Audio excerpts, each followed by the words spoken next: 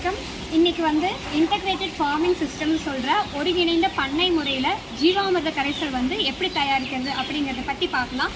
இதுக்காக நம்ம எங்கே வந்திருக்கோம் அப்படின்னா நகலூரில் இருக்க திரு நல்லசாமி ஐயா அவங்களோட தோட்டத்துக்கு வந்திருக்கோம். வாங்க எப்படி பண்ணுறதுன்னு பார்க்கலாம். 2 நாட்டு மாட்டோட கண்டுக்குட்டி வச்சுருக்காரு. அதோட மாட்டு சாணமும் கோமியமும் எடுத்து மாட்டு சாணத்தை கோமியத்தில் ஊற வச்சு அதோட சர்க்கரை பொடி, அதாவது நாட்டு சர்க்கரையை கலந்து 20 நாள் நொதிக்க வச்சு அதுக்கப்புறம் ஜீவாமிர்த கரைசல் தயார் செய்து அதை அவரோட வயலுக்கு அவர் தெளிக்கிறாரு. இயற்கை விவசாயம் தான் பண்ணுறாரு. 4 மாட்டை வச்சு அவர் தோட்டத்துக்கு 10 ஏக்கருக்கு தேவையான உரம் எல்லாமே தயாரிச்சுக்கிறாரு. சரி வாங்க என்னென்ன நடக்குதுன்னு அதை பார்க்கலாம். இவர் இப்போ 4 மாடு 2 மாடு 2 கண்டுக்குட்டி வச்சுருக்காரு. இப்போ மாட்டோட கொட்டகையே பார்த்தீங்கன்னா எப்படி அமைச்சிருக்காருன்னா தரை சாய்வாக இருக்குது. இது பார்த்தீங்கன்னா பாக்ஸாக இருக்கும். மாடு இப்போ சாணம் போடுது அப்படின்னா அது அங்கேயே இருக்கும். இப்போ மாடு கோமியம் வருது அப்படின்னா இந்த சாய்வான பகுதி மூலயமா இந்த கீழே கடைசியாக கலெக்ட் பண்ணுறதுக்கு ஒரு சின்ன வழி மாதிரி இருக்கும். இது வழியாக அங்கே டேங்க்குக்கு போயிடும். இப்போ இந்த கொட்டகையை டெய்லி காலையில் க்ளீன் பண்ணி விடுவாங்க. காலையில் என்ன பண்ணுவாங்க, தண்ணி டேங்க்கு ஃபுல்லாக க்ளீன் பண்ணி விட்டுருவாங்க. க்ளீன் பண்ணி விட்டதுக்கப்புறமா அங்கே ஒரு குட்டி டேங்க் இருக்கும், அங்கே போய் ஸ்டோர் ஆகிடும். அங்கேருந்து கோமியமும் மாட்டு சாணமும் அடிச்சு விடுறாங்கல்ல, அது என்ன பண்ணோம் அப்படின்னா இங்கே இந்த சின்ன டேங்க்கில் ஸ்டோர் ஆகிடும்.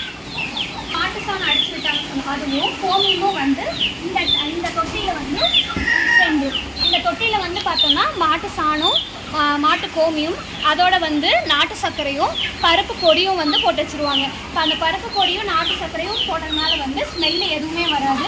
அது போக இந்த மாதிரி மேலே நுரக்கட்டி இருக்குது பார்த்தீங்களா, நுரக்கட்டிச்சுன்னா நொடிக்க ஆரம்பிச்சிச்சு அப்படின்னு அர்த்தம். இப்போ இந்த தொட்டியில் தேனீகள் இந்த தொட்டி நம்பினதுக்கு அப்புறமா உள்ள பெரிய தொட்டி இருக்குது, அந்த தொட்டிக்கு போயிடும்.